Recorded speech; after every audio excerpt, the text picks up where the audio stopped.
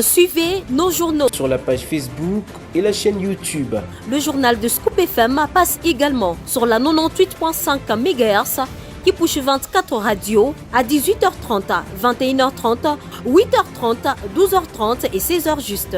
Et sur la 101.0 MHz, la radio communautaire Moïseni à 9h05, 13h03, 21h juste et sur Vox Congo. Téléchargez dès maintenant l'application Vox Congo pour être informé en boucle. Nos chaînes partenaires. Pour toute information, contactez le plus 243 97 62 31 319. Scoop FM, la neutralité réelle. Scoop FM, la neutralité réelle.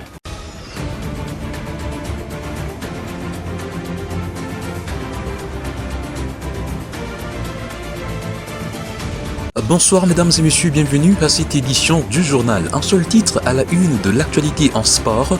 Les Léopards de la République démocratique du Congo ont assuré l'essentiel ce vendredi 21 mars 2025 au stade de Martyrs de la Pentecôte à Kinshasa en décrochant une courte victoire 1-0 contre les Faucons des Jadianes du sud de Soudan. Nous y reviendrons dans ce journal. Vous suivrez les coachs Sébastien Desabre dans la conférence après-match. Bienvenue à tous.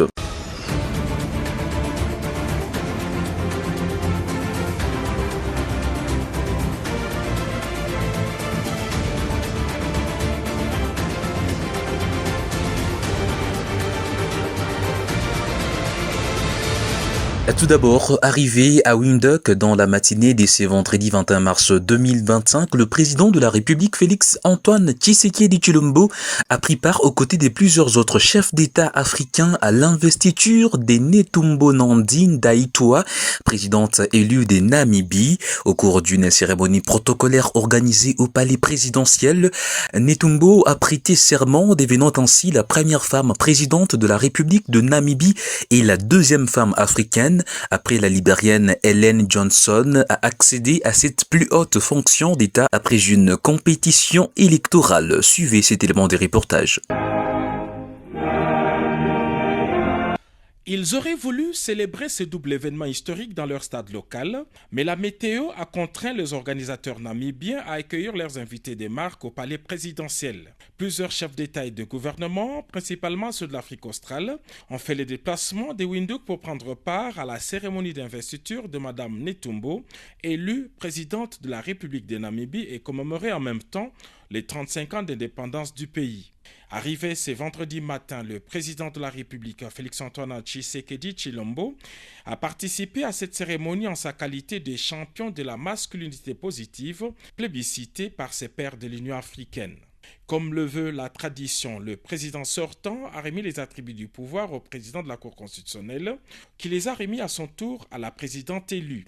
Dr Netumbo a prêté serment et devient ainsi la première femme présidente de la République de Namibie et la deuxième femme africaine après Ellen Johnson Sirleaf à accéder à cette plus haute fonction d'État au terme d'une compétition électorale.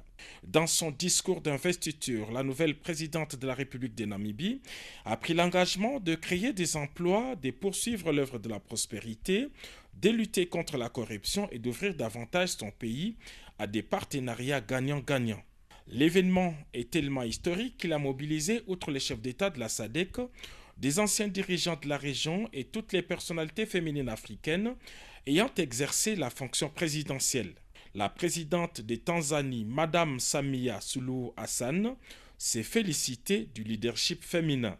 Âgée de 73 ans, la nouvelle présidente de la République a un cursus politique exceptionnel. Entrée en politique à 14 ans, elle a milité au sein de l'Organisation du peuple du Sud-Ouest africain, SWAPO, où elle a franchi tous les échelons jusqu'à la présidence du parti. Plusieurs fois ministre puis vice-présidente de la République, Dr Netumbo va désormais présider à la destinée de ce jeune pays de l'Afrique australe, l'un des plus stables et prospères d'Afrique. Le Sénat a voté ce vendredi 21 mars 2025 en plénière la prorogation de l'état des sièges dans les provinces de l'Ituri et du Nord Kivu sur les 78 sénateurs qui ont pris part au vote. 75 ont voté pour, aucun non et 3 abstentions. Cette énième prorogation de l'état des sièges dans les 2 provinces de l'Est de la République intervient dans un contexte où la RDC est agressée par l'armée rwandaise avec ses supplétifs du M23 et AFC. Ces projets de loi ainsi adoptés sera transmis au président de la République pour promulgation. Devant les honorables sénateurs, l'économie de ces textes a été présentée par le vice-ministre de la Justice, Samuel Kabouya. Dans son mot introductif, le speaker de la Chambre haute du Parlement a souligné les caractères spéciaux qui revêt cette session de mars qui, du reste, est essentiellement sécuritaire. Dans cette optique même, les travaux en commission devront focaliser leur matière sur les stratégies et questions urgentes des sécurités en fonction des matières retenues dans les cadres de la session. Ici à Lubumbashi, les agents académiques de l'Institut supérieur technique médical ISTEM en sigle de Lubumbashi dénoncent depuis quelques jours la mégestion des autorités académiques de cette institution dans une déclaration qu'ils ont adressée à la ministre de l'Enseignement supérieur et universitaire. Commentaire des Armel Mutombo. La situation à l'Institut supérieur des techniques médicales ISTEM en cycle de Lubumbashi est marquée par une crise profonde. Après 10 ans de gestion jugée inefficace, les agents dénoncent une précarité croissante, notamment l'absence de mécanisation pour plus de 80% d'entre eux, les obligeant à survivre avec une prime locale dérisoire et irrégulière. Dans une déclaration adressée à la ministre de l'ESU, ils expliquent que les arriérés des paiements de primes s'accumulent, aggravant leur détresse financière et rendant leurs conditions de travail insoutenables. Malgré de nombreuses tentatives de dialogue avec le comité de gestion, aucune solution concrète n'a été apportée aux revendications des agents, qui réclament notamment une régularisation de primes, la fin des inégalités dans leur attribution et l'organisation d'élections syndicales. Face à cette indifférence persistante, les travailleurs ont décidé de prendre des mesures radicales en bloquant l'accès aux bureaux et aux comptes bancaires de l'Institut jusqu'à la mise en place d'un nouveau comité de gestion. Des punais ont été brûlés dans l'enceinte de cet institut de formation des infirmiers. Les agents en appellent à l'intervention urgente de la ministre de l'Enseignement supérieur et universitaire afin d'éviter une crise institutionnelle plus grave. À défaut d'une réponse rapide, les blocages de l'ISTEM Lubumbashi risquent de s'intensifier, compromettant gravement son fonctionnement académique et administratif.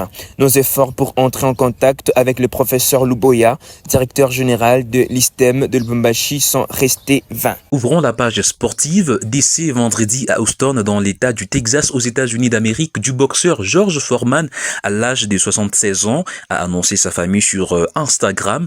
Il est resté célèbre pour avoir livré les combats du siècle, Rumble in the Jungle, contre Mohamed Ali en octobre 1974 à Kinshasa, en République démocratique du Congo, Zaïre à l'époque. Et pour finir, les Léopards de la République démocratique du Congo ont assuré l'essentiel ce vendredi 21 mars 2025 au stade des Martyrs de la Pentecôte à Kinshasa en décrochant une courte victoire 1-0 contre le Faucon des Gédianes du Sud-Soudan lors de la 5e journée des éliminatoires de la Coupe du Monde 2026.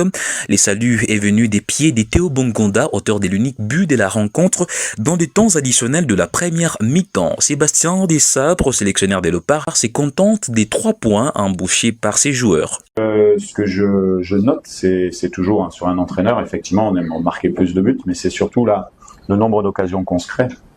C'est ça qui est important. Et on avait changé nos animations, on avait même changé le système de jeu aujourd'hui. On avait bien travaillé tactiquement toute la semaine pour apporter justement un peu plus de nombre en attaque, de recentrer un petit peu plus Wissa, d'avoir un joueur de couloir qui est capable de prendre la profondeur comme Silas, et un joueur de pied de l'autre côté dans le couloir qui est capable de déclencher certaines animations hautes. Donc voilà, aujourd'hui, c'est une grande satisfaction parce que l'on prend 3 points, on prend pas de but, on a vu un système de jeu qui était efficace et ça donne quand même pas mal de possibilités pour les autres rencontres. Merci. Sébastien Desabre, sélectionneur des Léopards, et c'est par cette note que nous mettons un terme à cette édition du journal. Mesdames et messieurs, merci à tous de nous avoir suivis. Nous vous souhaitons un excellent week-end et retrouvons-nous très prochainement pour d'autres nouvelles. D'ici là, portez-vous très bien. Au revoir.